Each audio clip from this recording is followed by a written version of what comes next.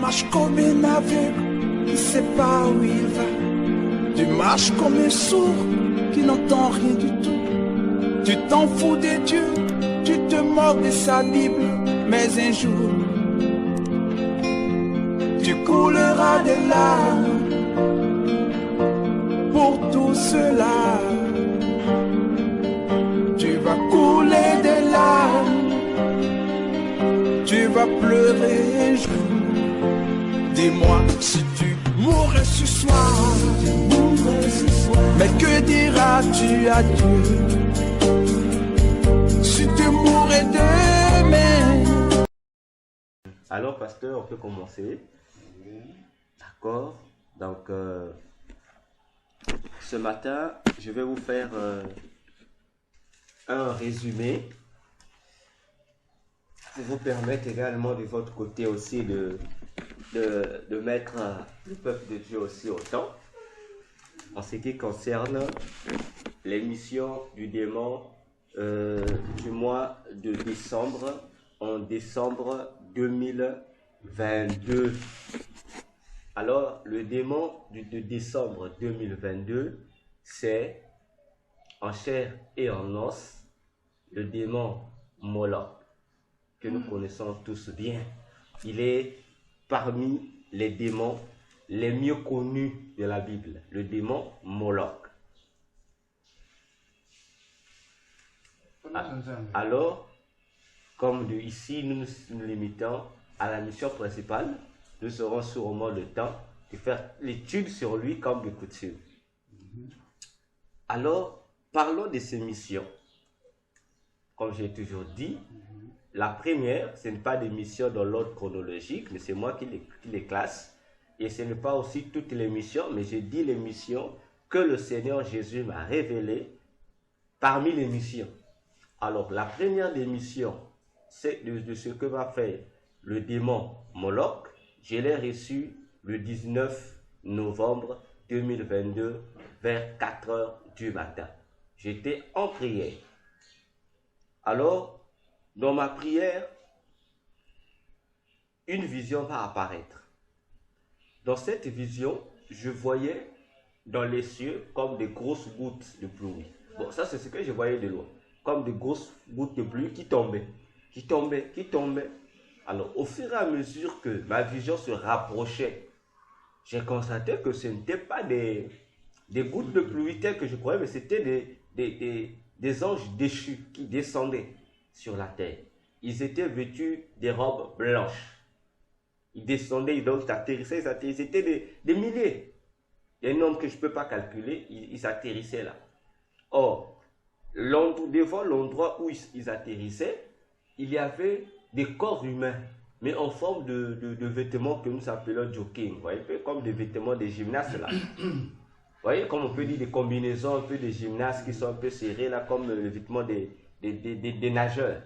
Mais ça avait la forme des humains. Alors, qu'est-ce que ces démons-là faisaient? Ils enlevaient leurs robes blanches qu'ils avaient, ils portaient ça. Et du coup, c'est comme s'ils s'incarnaient dans ces peaux d'humains. Alors, devant eux se tenait Moloch. Moloch se tenait devant eux. C'était un jeune homme qui était là devant eux. Et ce jeune homme avait sur la tête une couronne en or. Alors, ce jeune homme-là, c'était un jeune, oui, c'est lui, Moloch. Il était là. Alors, donc, rien que sa parure présentait, comme c'était un jeune roi. Alors, Moloch va leur ordonner à ces esprits-là de faire ce pourquoi ils sont venus sur la terre. Alors, j'ai vu, après, lorsque ces démons ont commencé à se déployer à travers le monde, j'ai vu au niveau des cieux, des nuages, c'est comme s'il y avait une nappe. Vous voyez-vous, non? Une nappe que Moloch va retirer. Et cette nappe-là, c'est quoi? C'était, comme je peux dire, une passerelle que Moloch détenait entre les mains pour favoriser la descente de ces esprits-là. de ces démons qui doivent s'incarner. Alors, la mission pour laquelle ces démons doivent s'incarner, c'est quoi? Aller partout où se trouve un rassemblement des chrétiens spécialement. Donc, partout où il y a rassemblement chrétien, il y a réunion chrétienne. Donc, là où les chrétiens se rassembleront pour parler des affaires de Dieu, ces démons-là aussi doivent s'infiltrer au milieu d'eux pour distraire les chrétiens, pour les distraire, pour faire de telle sorte qu'ils oublient l'objectif pour lequel ils se sont réunis à cet endroit-là. Créer des divisions parmi eux, pour que s'ils étaient venus pour une prière, que la prière soit oubliée, qu'ils rentrent à autre chose, qu'ils fassent autre chose. Et c'est ce que ces démons faisaient à travers le monde, à la quête des endroits où étaient les chrétiens. Et le démon Moloch, c'est lui-même qui orientait ces démons, chaque démon, là où étaient les réunions de chrétiens. Donc partout où il y avait rencontre chrétienne, auprès de donc sur le Moloch avait sur lui un truc là, je sais pas qui était, je peux appeler ça comment. Oui, c'est comme un gilet qui était comparable à ce que nous appelons le pectoral du frère sacrificateur dans la Bible. Maintenant, il y avait, chaque fois qu'il y avait des chrétiens se réunissaient, au niveau de son pectoral, ça s'allumait. Il y a comme une alarme qui s'allumait. Et l'alarme qui s'allumait donnait en même temps les données de la localisation du lieu. Et lui, à son tour, il communiquait à ces démons, il dit, allez à tel endroit, il y a un rassemblement, allez à tel endroit. Et ces démons-là venaient au milieu des enfants de Dieu pour distraire. Ça, c'est la première, bon, pas la première, c'est par rapport à nous, une des missions que le démon Moloch doit faire en ce décembre 2022. La deuxième mission de ce démon-là, c'est quoi? C'est que ces démons-là a reçu de Satan la mission à la fin de l'année, c'est-à-dire le 31 décembre à minuit, à la fin de son mandat mensuel, il doit rapporter à Satan 6 666 000 âmes. À lui seul, le démon de décembre. Donc, à la fin de décembre, donc le 31 décembre à minuit pile, son mandat fini. Lui, il doit rapporter à Satan 6 666 000 âmes. 666 000 âmes. À Satan. Alors, à cet effet, j'ai vu le démon Moloch. Il est allé dans un endroit plein de roches. Il y avait des grandes roches qui étaient là. Alors, sous ces roches-là, il y avait comme une grande pierre, une grande roche qui était plus grande que les autres. Moloch est venu dérouler cette grosse pierre-là. Et il y avait un trou noir qui dégageait une fumée vraiment noire. Et de ce trou-là, il y a eu des esprits qui sont sortis. Les esprits qui sont sortis, ils étaient nus, mais ils n'avaient pas de sexe. Et ces esprits-là, d'entendre Moloch, ce sont des esprits des morts qui doivent l'aider à obtenir ces 6 millions d'âmes que lui doit rapporter à Satan. Donc, voilà la deuxième mission que le démon Moloch doit exécuter en décembre 2022. Donc, lui, il a intérêt à ramener. Et je me suis posé la question avec les bien-aimés lorsque nous avons fait l'émission le 26 dans le groupe. J'ai dit, mais je me demande jusqu'alors, 6 millions, pasteur, 6 millions d'âmes. Donc, 6 666 000 âmes.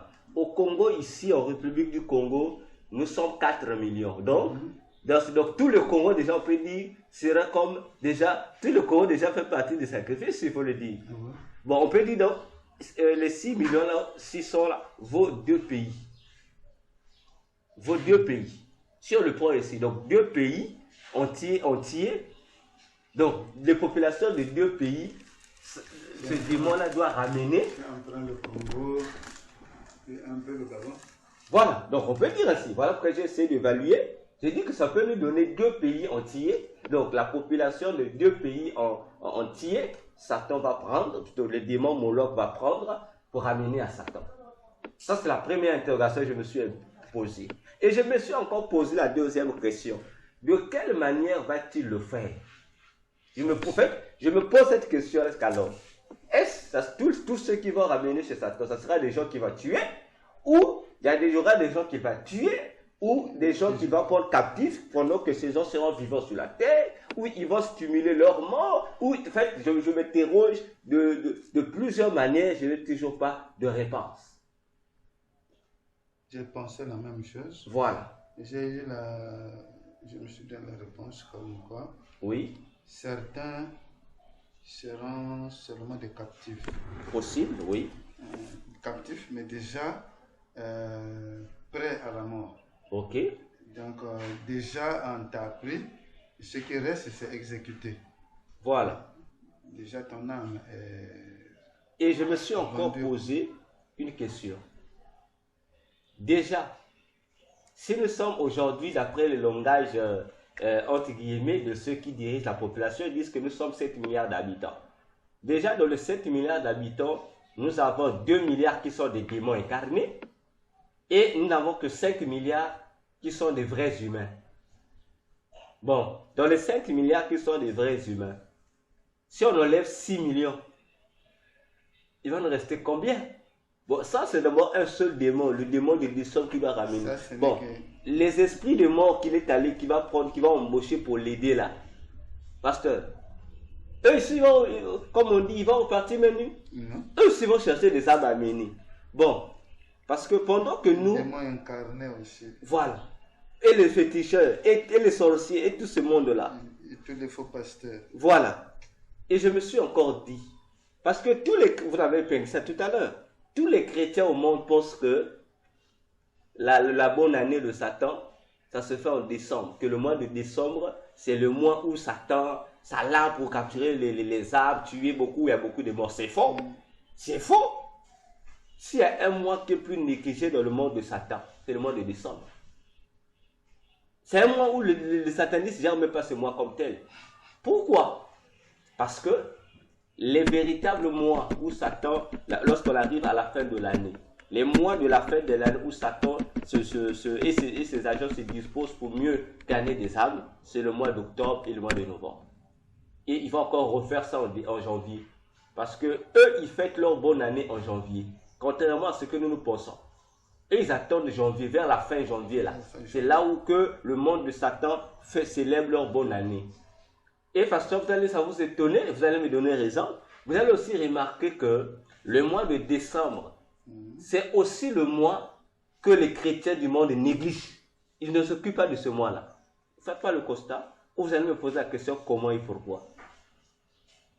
Oui, comment et pourquoi? Lorsque nous sommes en décembre, les prières que les chrétiens font, les programmes de prière de jeûne qu'ils multiplient, ça ne concerne même pas décembre. Ça concerne le mois, la nouvelle année, ça concerne janvier. Donc, et les satanistes, et nous les chrétiens, on ne gère pas le mois de décembre.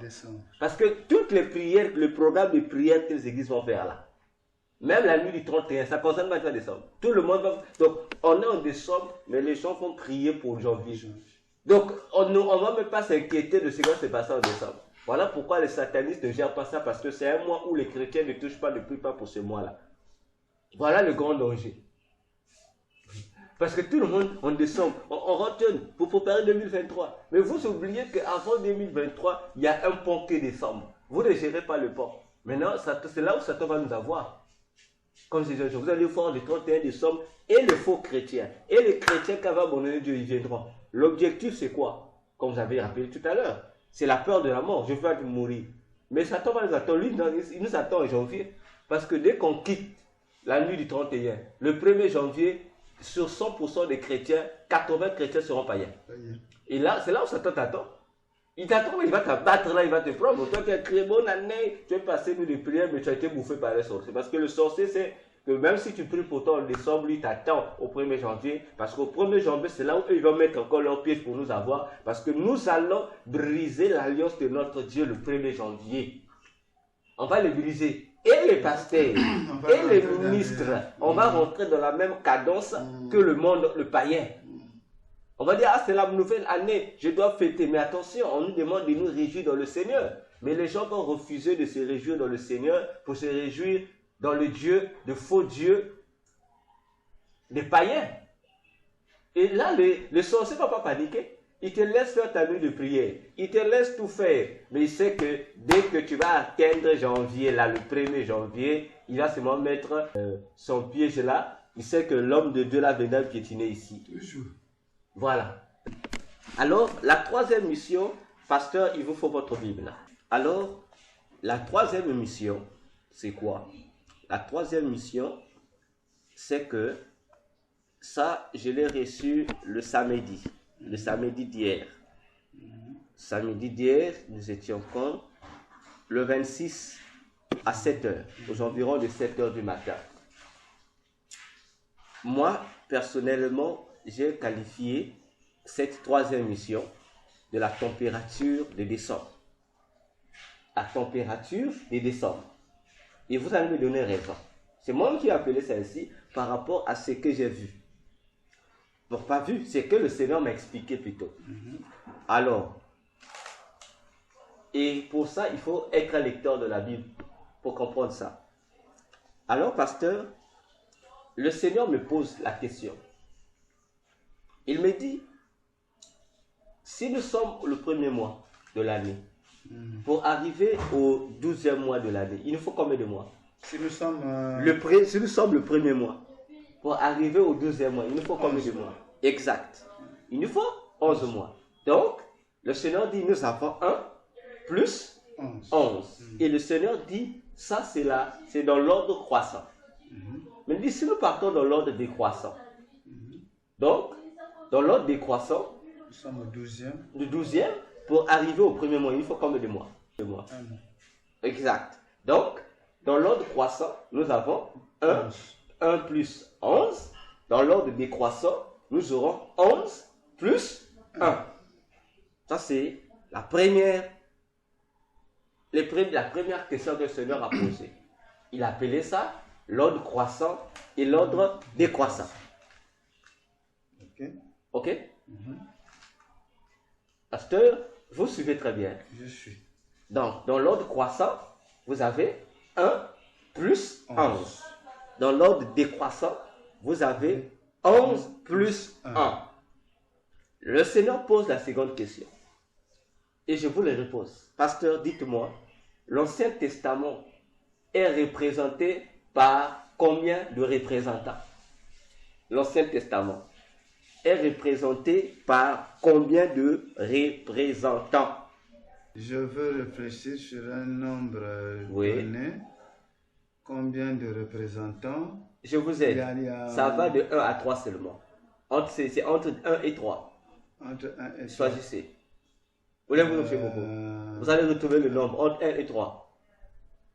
2. Exact. Lesquels? Qui représentent l'Ancien Testament. Oui, les deux là.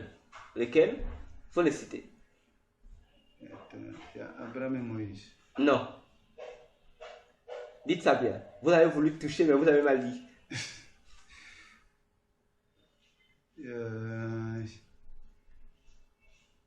Aide-moi. Vous avez la loi et les prophètes. La loi et les prophètes. Ok? Oui.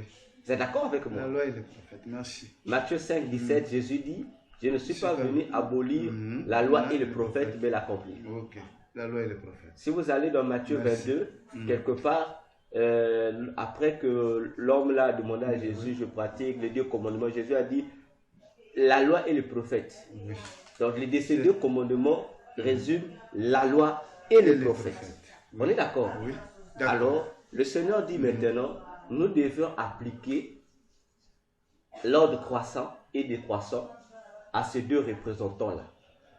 Or, le premier représentant de l'Ancien Testament, c'est quoi? La loi. La loi. Mais la loi est représentée par qui?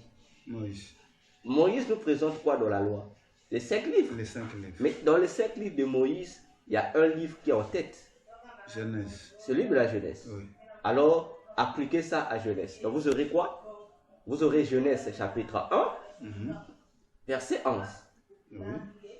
Ça, c'est l'ordre croissant L'ordre croissant. de Genèse. Genèse 1, verset 11. Ok. Mhm. Oui. Oui. Vous pouvez lire? Genèse 1, verset 11. Puis Dieu dit Oui, que la terre produise de la verdure, oui. de l'herbe portant de la semence, Mhm, des arbres fruitiers donnant du fruit selon leur espèce mhm. et ayant en eux leur semence sur la terre. Exact. Et cela fut ainsi. Donc, notez déjà dans votre bloc-notes Genèse 1, Genèse 1, 11. verset 11. Donc, on nous parle de la création de la verdure ou encore la production de la verdure. Ok. Alors, on va appliquer l'ordre décroissant. On aura quoi? 11, 1. Oui, donc on aura quoi? Genèse 11, verset 1. Exact. Genèse 11, verset 1. Lisons-en. Genèse 11, verset 1. Vers- Voici ce qui est écrit. Amen. Toute la terre avait une seule langue Oui. et les mêmes mots. Ok. Tout court. Tout court. Ok. Ouais. Donc, ici, on nous parle Des langues. de l'unité culturelle, parce que le langage, Oui. les mots. Donc, on est mot de l'unité culturelle. Donc, ils avaient une même vision culturelle, un même mot. Toute la terre, un même mot. Oui. Alors, ça, nous sommes sur le premier représentant, qui est la loi. Le deuxième représentant, les prophètes. Oui. Les prophètes. Or, le livre qui coiffe tous les livres prophétiques, c'est le livre d'Ésaïe. Ésaïe. Oui, C'est ça. c'est le livre d'Ésaïe. Ça, c'est connu de tous les juifs. Même dans le corpus juif, Ésaïe est le livre qui est en tête de tous les autres livres. Ésaïe. Maintenant, appliquons les mêmes principes à Ésaïe. Ésaïe. Oui. Donc, Ésaïe 1 Oui, verset 11. est écrit. Qu'ai-je à faire à la multitude de vos sacrifices, dit l'Éternel. Oui. Je suis rassasié des holocaustes, de béliers et de la graisse de veau. Je ne prends point plaisir au son des taureaux, des brebis et des boucs. Ok.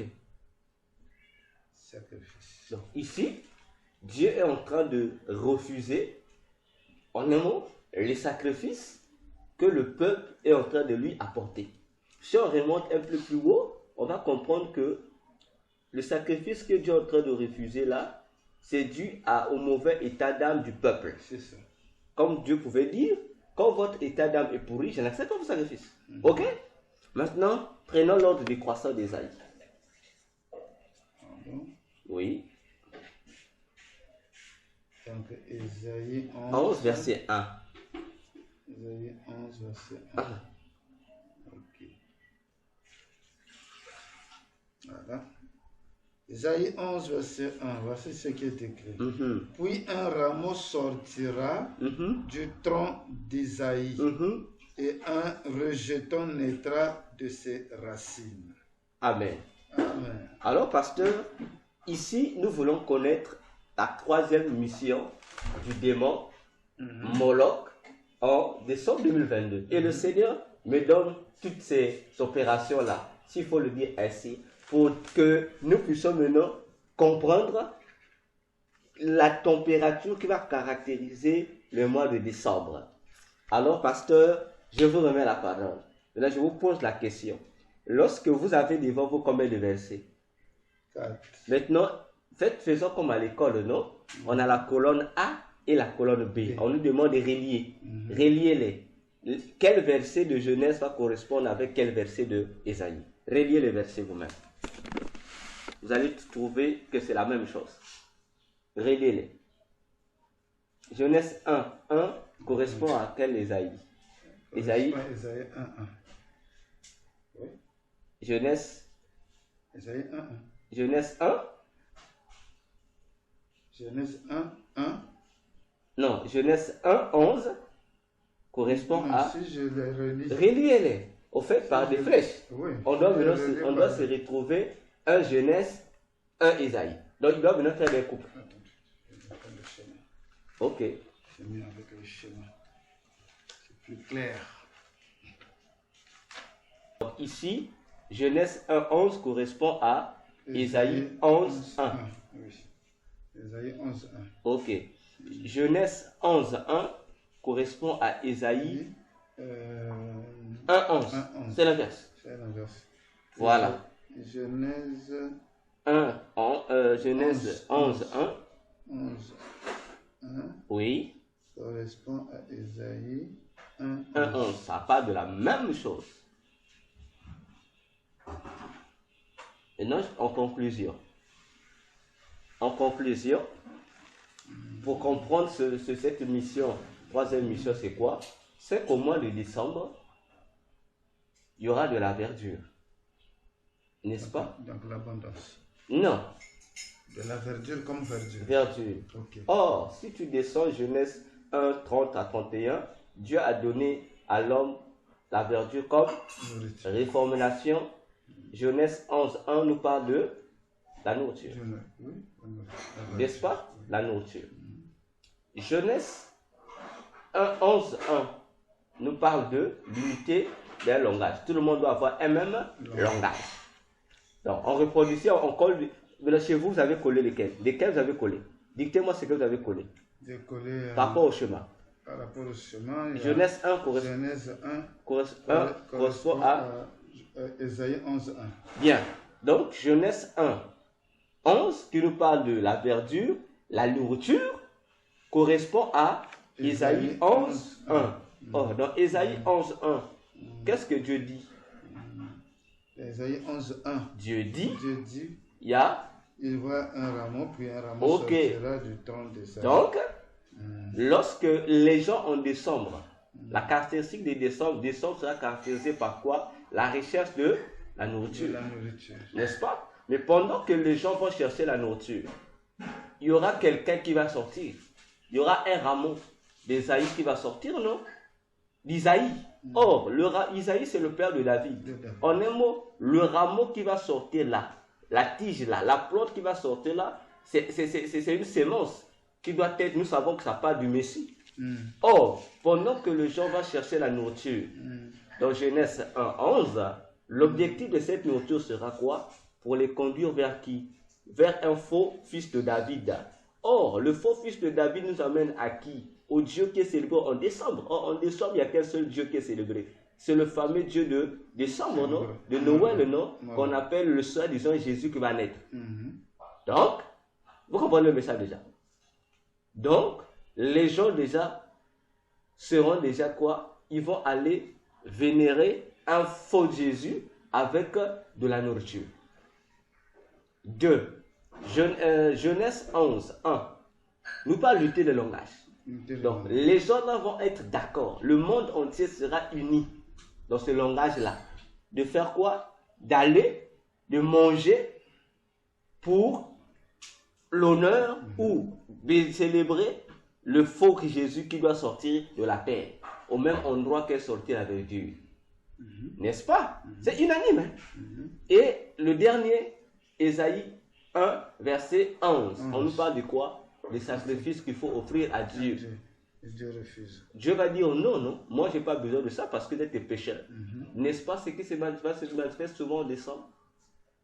On a la nourriture, l'unité du langage, un faux Jésus et en fait de faux sacrifices que les gens vont chercher à aller offrir à Dieu alors que Dieu ne va pas agréer ces sacrifices-là. Les gens vont se dire, bon, nous avec notre mauvais état d'âme, on doit offrir à Dieu. Or nous savons que si le Dieu refuse, ça veut dire que les sacrifices qu'on va apporter, mais les sacrifices là, le taureau et quoi? Les taureaux, les boucs pasteurs. Ça ne vous rappelle pas quelque chose? C'est ça, comment on appelle ça? Des offrandes, non? Des offrandes. Mais en bon français, les offrandes sont appelées comment pendant le mois de décembre? N'est-ce pas les cadeaux? Les cadeaux. Les gens vont mener des cadeaux. On va croire que le cadeau sera pour la gloire de Dieu, mais Dieu a dit non. Ça veut dire si Dieu dit non, le Dieu qui va accepter ces sacrifices pour eux là, ça sera un faux Dieu. Et le faux Dieu là, c'est qui? C'est moi là. Donc, vous comprenez? La caractéristique, c'est ça. Donc, les gens seront plus à donner au manger et au boire, au sacrifice, Et en fin de compte, pour la gloire d'un faux Jésus qui doit sortir de la terre, et à la gloire de qui? De Moloch, qui doit recevoir les faux sacrifices qu'on doit lui apporter. Voilà la mission de Moloch. Donc il va maintenant pousser les gens à l'unité du langage. Pousser les gens. Parce que vous comprenez, donc lui, Moloch va veiller à ça. Il va pousser les gens à cette unité-là. Et toute la terre va avoir le même langage. On va adorer la nourriture, on va adorer la boisson. Pour honorer un Dieu qui doit sortir. On doit le recueillir, ce Dieu-là, dans cette attitude-là. Donc le langage, au fait, ici, dans un sens figuré, oui. c'est-à-dire que les gens auront la même pensée. Les mêmes besoins. Voilà, la même pensée, les mêmes envies, les mêmes intentions pour des sommes. Ok, oh non, nous allons fêter. Nous allons voir là. Ils sont unis, hein. C'est uni. Alors, pasteur, les choses comme ça ne peuvent pas sortir d'un humain. Ça ne peut qu'être donné par Jésus seul. C'est pourquoi lorsque je ris, je suis dans la joie parce qu'il n'y a que Jésus seul qui peut nous dire, donner ce genre de révélation. C'est le Jésus. Ça ne s'invente pas. Non. Ça ne s'invente pas. Sinon, comment je saurais toutes ces choses-là? Ça ne s'invente pas. Alors, si vous êtes prêts, je vous donne la 4. Et c'est la dernière. Ok. Alors, nous passons à la 4e mission. Dans la 4e mission, nous revenons à notre passage de base que le Seigneur nous avait donné depuis juin. Chronique. Voilà, 1 Chronique 27, le verset 15.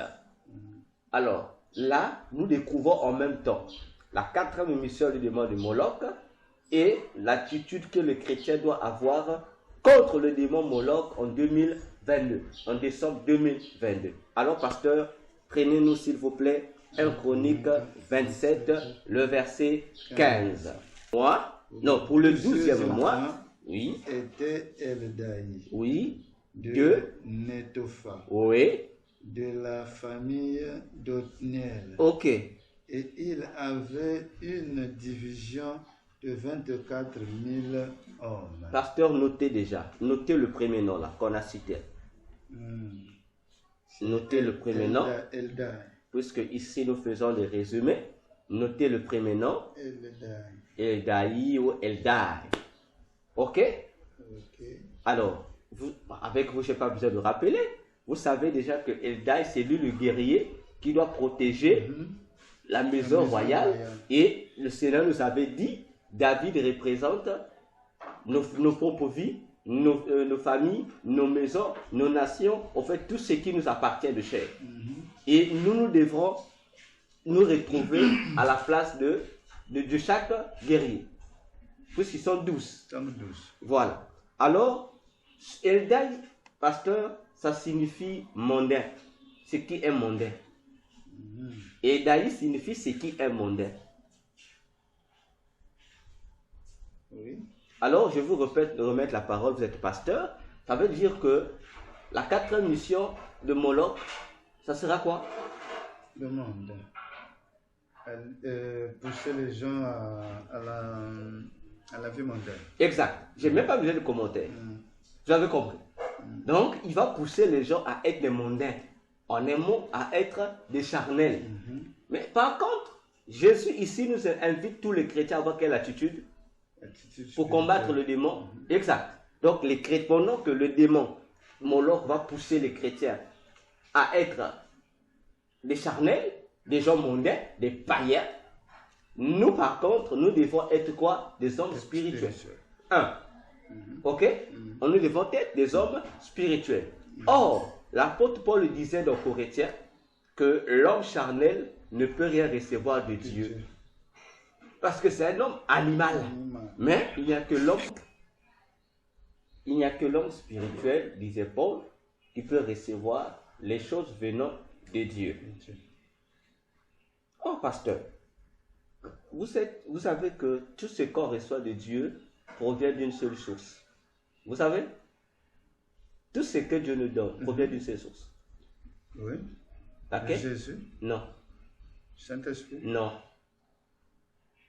La source, c'est Dieu lui-même. La seule source, oui. Mais il y a un élément que Dieu utilise pour transmettre, pour faire parvenir ce qu'il donne.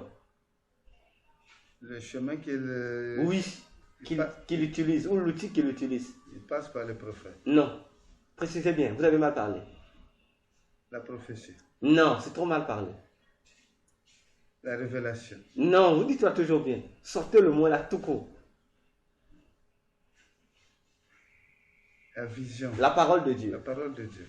Ah bon? Tout ce que Dieu nous donne passe par sa parole. Oui. Si Dieu veut te bénir, il dit, je te bénirai. Oui. C'est la parole qui est prononcée pour caractériser ce que Dieu veut nous donner. Tout ce qu'il n'y a rien que Dieu nous donne sans passer par sa parole. Okay. Donc, pour être spirituel, il faut avoir en soi la parole de Dieu. Si tu n'as pas la parole de Dieu, on ne peut pas dire que tu es spirituel. Voilà pourquoi le Saint-Esprit, Jésus dit dans Jean 6, le verset 63, les paroles que je vous ai dites sont esprit et vie. Parce que pour être spirituel, il faut avoir l'Esprit de Dieu. Or, pour avoir l'Esprit de Dieu, il faut avoir la parole. Donc, au mois de décembre, l'arme utile pour combattre le démon Moloch avec toutes ses stratégies, c'est quoi? C'est utiliser la parole de Dieu. Premier point. Si vous êtes à la ligne, dites-moi. On prend rapidement les deux noms. Ok. Alors, le deuxième nom qu'on cite, c'est lequel? On dit Edaï de, on montre sa localité, de Netofa. Mettez notre Netofa. Netofa. Oui. S'il te plaît.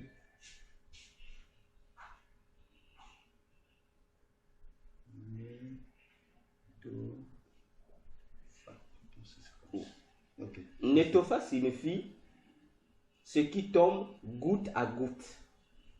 Netofa signifie ce qui tombe goutte à goutte. Alors, pasteur, je vous remets la parole.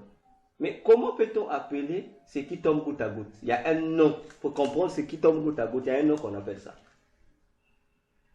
Et son nom dépend de sa finalité. Ce qui tombe Goutte à goutte. Son nom dépend de la finalité.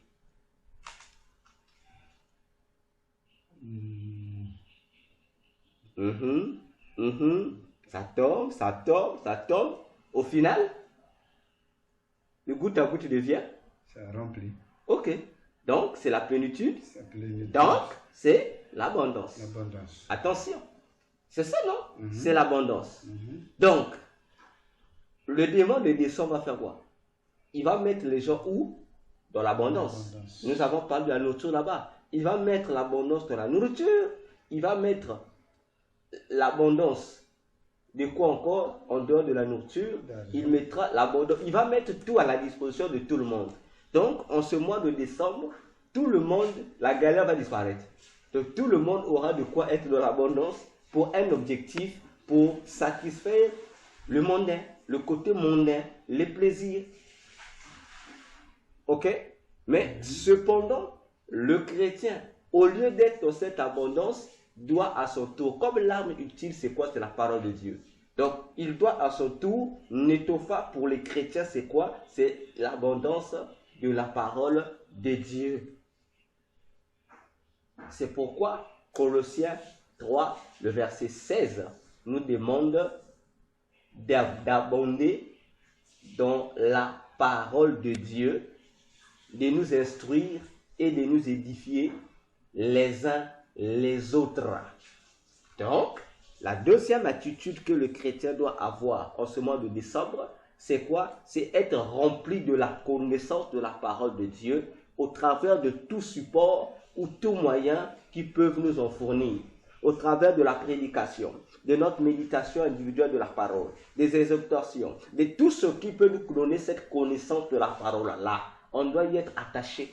Parce que pendant que les victimes du démon de décembre vont abonder à autre chose, ils ne vont pas penser à la parole de Dieu. Ils seront comme drogués pour penser aux choses liées à la chair. Mais les choses qui produisent, voyez-vous, les éléments qui vont nourrir leur chair seront en abondance. Mais nous, puisque nous sommes spirituels, ce qui va nourrir le spirituel, c'est la parole de Dieu. Voilà pourquoi Jésus disait dans Matthieu 4,4, l'homme ne vivra non seulement de pain, mais aussi de toute parole qui sort de la bouche de Dieu. Donc, on descend. Colossiens 3, le verset 16. Colossiens 3, le verset 16. Où Paul nous parle de l'abondance, où les chrétiens doivent abonder dans la connaissance de la parole de Dieu. Donc, vous voyez la comparaison. Le démon Moloch va éloigner les gens des nourritures spirituelles, va éloigner des gens de leur alimentation du ciel pour pousser les gens à l'alimentation charnelle. Mais nous, les chrétiens, nous devons nous alimenter en abondance, non des nourritures charnelles, mais des nourritures de l'esprit. Or, la nourriture de l'esprit, c'est quoi? La parole de Dieu. Le dernier nom, pasteur. Le dernier nom. Le dernier nom, j'étais... Nétophar. De quelle famille? Othniel. Bien. Donc, Othniel. Le chrétien qui veut combattre le démon Moloch, le démon de décembre, et ses stratégies en décembre 2022, c'est lui-là qui veut le vaincre. Il doit sortir de la famille d'Othniel. Il doit sortir de la famille d'Othniel. Donc, s'il ne sort pas de la famille d'Othniel, il ne pourra pas être en mesure de rivaliser ou de vaincre le démon de décembre avec toutes ses stratégies, pasteur. Pourquoi Othniel? Pourquoi Othniel? Parce que le nom Othniel signifie le lion de Dieu. Othniel signifie le lion de Dieu. Ah, que j'aime les mystères de Dieu. Othniel signifie le lion de Dieu. Donc, si tu es le lion de Dieu, tu as la facilité de vaincre le démon de décembre. Pasteur, regardez encore. Le lion représente quoi? Si nous partons dans Genèse 49, Jacob prophétise sur son fils Judas. Il lui dit, Judas est un jeune lion. Et à la fin, il dit, le sceptre de la royauté ne s'éloignera pas de lui. Donc, on donne le bâton royal, on donne à qui? À celui qui est lion. Donc, celui qui est le lion de Dieu est celui qui est si le sceptre, la royauté est donnée à celui qui est lion. Donc, celui qui est le lion de Dieu est, devant Dieu, il est un roi. Il est un roi. Oui, il est roi. N'est-ce pas? Donc, voilà. Donc, pour vaincre le démon Moloch, il faut être un roi. Or, pasteur, ce qui est curieux, le nom Moloch signifie roi. Le nom Moloch signifie roi. Ah bon? Exact. Attends. Pasteur, la révélation de Dieu donne du goût. Lorsqu'on a la révélation de Dieu, on est dans la joie, on est heureux de lire la Bible. On est heureux de la méditer. Voyez-vous? Et ça, comme j'ai toujours dit, un homme ne peut pas l'inventer. Un homme ne peut pas l'inventer. Voilà le verset que le Seigneur a donné depuis juin. Nous, on a commencé de l'utiliser à partir du 6e mois, le 6e guerrier. Et chaque fois chaque guerrier qu'on a vu correspondait avec l'attitude du mois. Mais parce que le Chronique avait été écrit à longtemps. Hein. Ce n'est pas en 2022 que Chronique a été écrit. Chronique a été écrit avant la naissance de Jésus. Mais comment ça va correspondre avec la mission que Satan va donner? Donc Moloch veut dire... Ça veut dire que le roi, le nom Moloch veut dire un roi, au roi. Donc, la troisième attitude de la victoire que le chrétien, après avoir au début être spirituel, de abonder dans la parole, nous te demandons maintenant d'avoir entre les mains l'autorité d'un roi. Pourquoi? Parce que celui que tu vas combattre, c'est un roi. Pasteur, rappelez-vous, Moïse pour aller combattre Pharaon, on lui a donné quoi? Il devait partir avec quoi? Bâton. Tout se faisait avec le bâton. N'est-ce pas? Mais pasteur, le bâton de Moïse, ça accomplissait quoi? Les miracles. Non. Le bâton de Moïse était soumis à l'ordre de quoi? Par rapport à tout ce qui était en Moïse. Ça se soumettait à quoi? Ça se soumettait à la parole de Dieu. Non. Reformulez bien. Ça se soumettait à la parole de... À la parole de Moïse. Parce que Dieu a dit à Moïse, je fais de toi Dieu devant Pharaon. Mais si Dieu est le roi des rois, toi tu es le lion de Dieu. Ça veut dire que tu es Dieu, donc il te fait roi devant un autre roi qui est Moloch. n'est-ce pas? Et vous avez bien su le dire. Le bâton de commandement de Moïse, la royauté de Moïse n'avait d'effet que lorsque Moïse déclare. N'est-ce pas? Ce qui est curieux, pasteur, ce qui est très curieux, c'est quoi? C'est qu'un roi, c'est un législateur. Un roi, c'est celui qui déclare et qui fait appliquer les lois qu'il déclare, les lois qu'il vote, les lois qu'il signe. Et tout ça, ça se résume en quoi? À la parole de Dieu. Donc, une fois que le chrétien a abondé dans la parole de Dieu, ça veut dire que le chrétien là doit maintenant faire quoi? Doit exécuter ce qu'il a mis, ce qu'il a avalé. Ça doit ressortir. Autrement dit, il doit mettre en pratique toute la connaissance qu'il a reçue vis-à-vis des stratégies que Moloch pourra employer. Si Moloch va susciter le plaisir mondain, lui doit se référer à la loi qui est chez lui, dans son cœur. Il doit dire non, il est écrit que l'excès, ce n'est pas pour les chrétiens. Il est écrit que le chrétien ne doit pas faire excès de manger ou de boire. Si Moloch veut créer le distrait, il dit non, il est écrit que tu ne pourras pas adorer Dieu et maman qui est la dignité de l'âme. Donc tout ce que Moloch va faire, lui le législateur, il doit proclamer la parole pour appliquer le bâton du commandement. Parole contre parole. Parole contre parole. Et cinquième élément, rappelle-toi, pasteur, cinquième mission, pour ne pas dire mission, mais cinquième attitude du chrétien. Rappelle-toi, pasteur, le Seigneur nous avait aussi dit que la guerre des mois concerne les 12 fils d'Israël contre les 12 fils d'Ismaël. Et les 12 fils d'Ismaël sont l'Empire romain. N'est-ce pas? Et le calendrier que nous utilisons, c'est le calendrier qui a été imposé par l'Empire romain. Ainsi, pasteur, le 12e fils de Jacob, comment s'appelait-il? Benjamin. Le dernier, Benjamin. Le 12e, Benjamin. Or, Benjamin signifie fils de ma droite. Oh, mais le fils de ma droite, c'est qui? N'est-ce pas un prince? Un prince. Ou si je monte encore, celui qui est à la droite du roi, on l'appelle le valet du roi. Donc, c'est un demi-roi, parce qu'il a tous les pouvoirs du roi avec lui. Donc, à l'absence du roi, c'est lui, le valet du roi, qui fait à la place du roi. Donc, vous comprenez, pasteur, je dis encore Amen à Jésus. Et c'est vrai que la guerre des mois concerne aussi le fils de Jacob. Parce que tous les passages que Jésus donne concordent. Le 15e guerrier, il ressort de la royauté. Le 12e fils aussi nous présente la royauté. Alors, pasteur, pour conclure cette affaire de l'attitude, j'avais dit ça avec vous le 28 octobre, que le monde des ténèbres avait baptisé le mois de novembre, le mois de la couleur blanche, et le mois de décembre, le mois de la couleur bleue. Nous savons tous que ce que le bleu signifie chez les chrétiens. C'est la consécration à Dieu. Mais est-ce que c'est Satan, c'est la même chose? Non. Chez Satan, la couleur bleue, c'est l'image des mauvaises pensées ou des mauvaises réflexions. Autrement dit, des mauvaises idéologies. Et lorsque nous voyons idéologie, d'après Psaume 17, le verset 3, on nous dit que David dit, ce qui sort de ma bouche n'est rien d'autre que ce que je pense. Donc, idéologie, c'est qu'on pense et c'est que nous pratiquons. Les comportements, ça revient au même. N'est-ce pas? Alors, le bleu, le décembre chez Satan, c'est le mois de la couleur bleue, le mois où les choses, on va pousser les choses aux gens à la pratique des choses négatives. Mais c'est Dieu, c'est la consécration à Dieu. Pasteur, si vous prenez nombre 15, vous allez voir que Dieu demande au peuple d'Israël de mettre, tout le peuple, de mettre à la frange de leur robe la couleur bleue. C'est quand même curieux, hein? Tu as dit quel passage? Nombre 15. Nombre 15.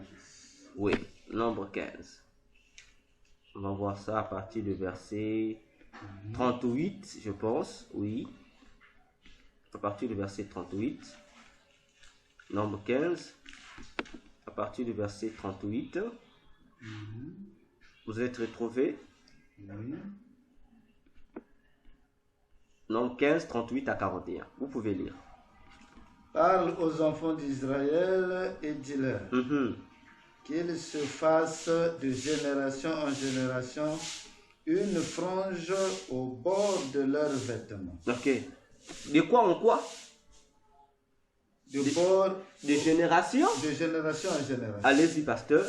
De génération en génération, une frange au bord de leurs vêtements. Et qu'ils mettent un cordon bleu sur cette frange de bord de leurs vêtements. Maintenant, Dieu explique ça. Le cordon bleu là, ça veut dire quoi, la couleur bleue là? Continuez, pasteur. Quand vous aurez cette frange, vous la regarderez et vous vous souviendrez de tous les commandements de l'Éternel pour les mettre en pratique. Amen. Ça continue? Consécration, oui. Oui. Et vous ne suivrez pas les désirs de vos cœurs et de vos yeux pour vous laisser entraîner à l'infidélité.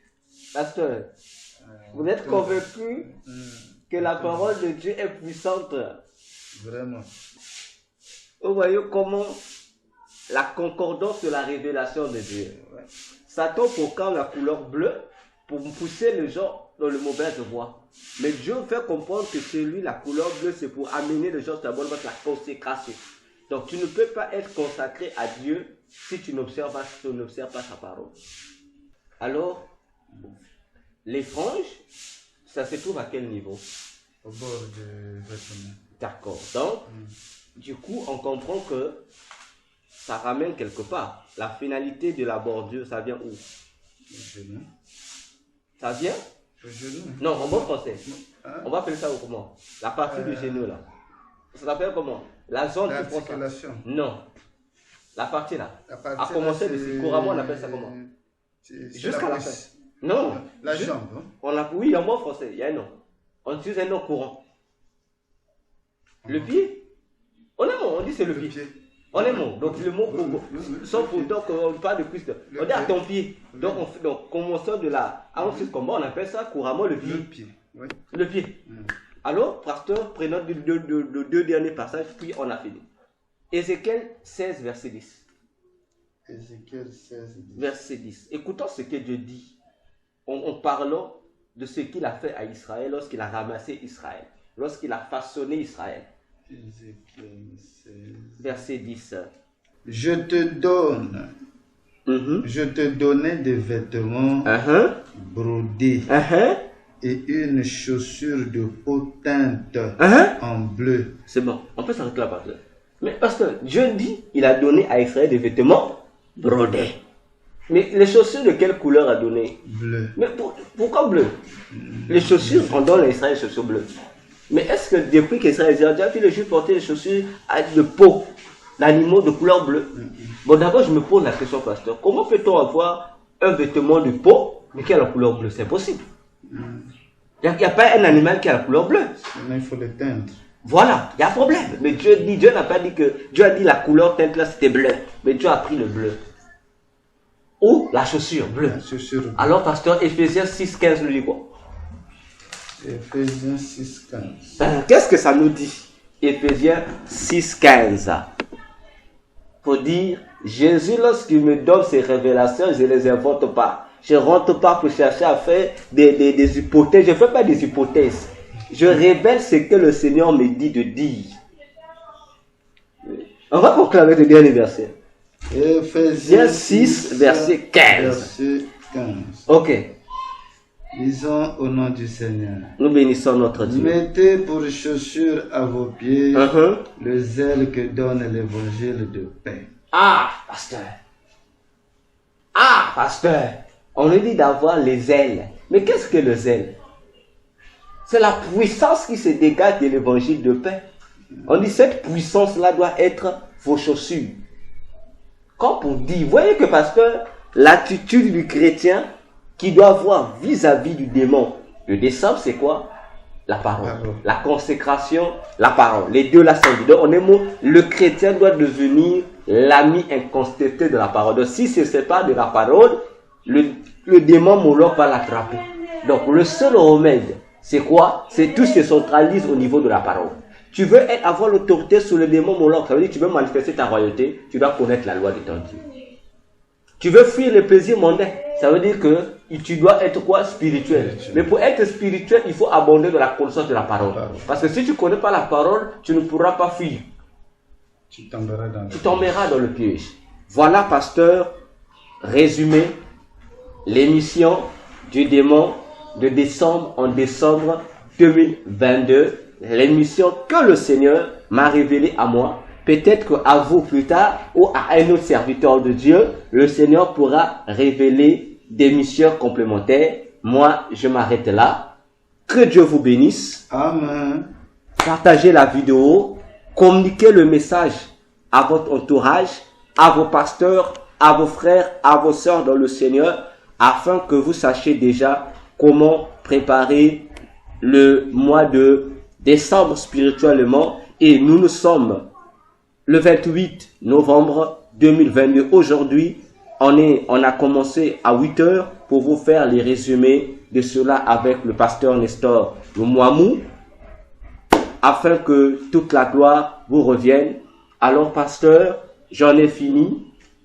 Une prière pour ceux qui vont suivre, pour ceux qui vont partager, afin que Dieu leur ouvre de l'intelligence pour que vous se révélez davantage à eux et la capacité de se conformer à ce que le Seigneur nous dit. Pasteur, le peuple de Dieu vous suit, les serviteurs vous suivent, nos abonnés YouTube vous suivent. Alors, pasteur, je vous laisse avec eux. Vous avez soit un mot à leur dire et à vous de faire la prière.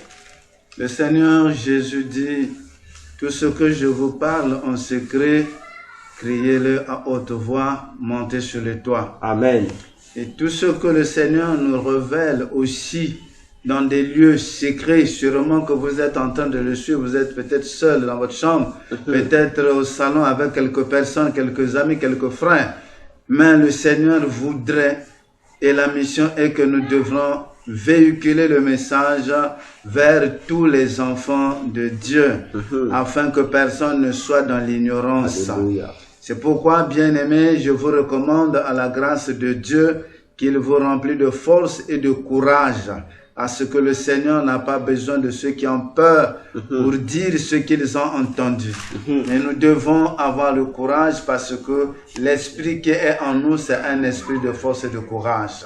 Que le Seigneur Dieu Tout-Puissant vous soutienne, que le Seigneur fasse de vous ses porte-paroles afin que l'évangile soit écouté et reçu et que les enfants de Dieu soient affermis. Au nom de Jésus, soyez bénis. Amen.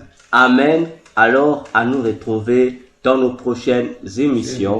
Que Dieu vous bénisse. Merci de nous avoir suivis. Likez la vidéo. Abonnez-vous massivement sur notre chaîne.